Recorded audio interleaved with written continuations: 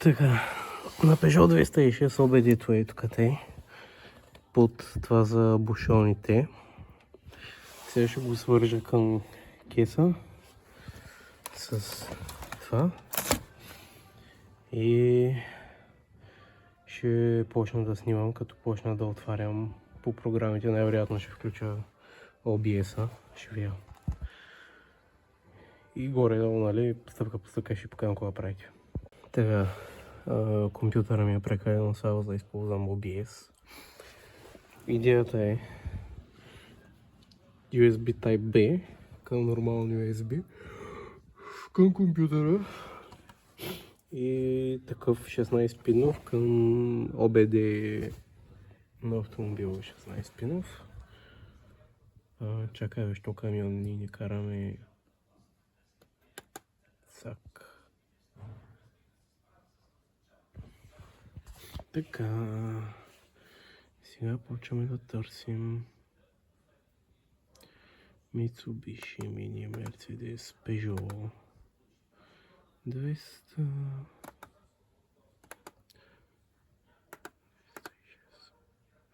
Сега, какво 206?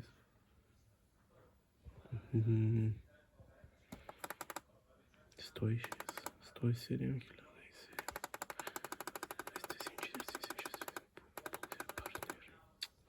Ех, майка лева.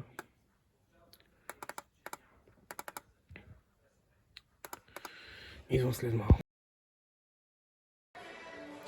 Ами, стигнах на сервиза. Трябва да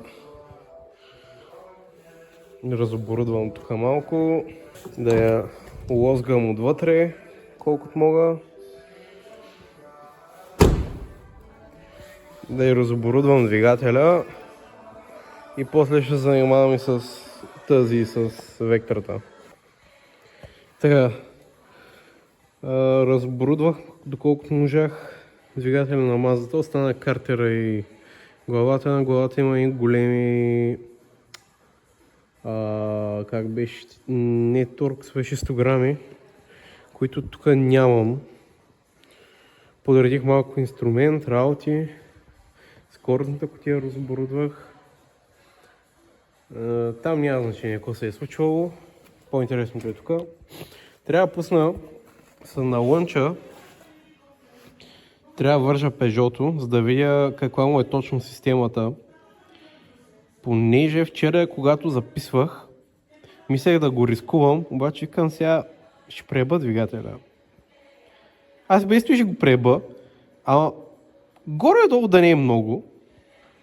И затова сега ще го пусна на лънча, да разгледам каква му е системата и после ще отворим компютъра да бърникаме. Промяна в плана. Ще правим вектората, понеже Peugeot-то режда да ми кае кур. Защото е шибано говедо. А вектората има бърз прекъсвач.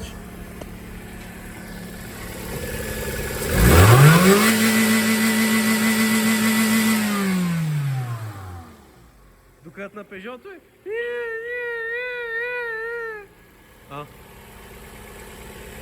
Почна да пуши. Значи всичко е наред. Ще правим вектората. Последствие. Показвам много хубаво.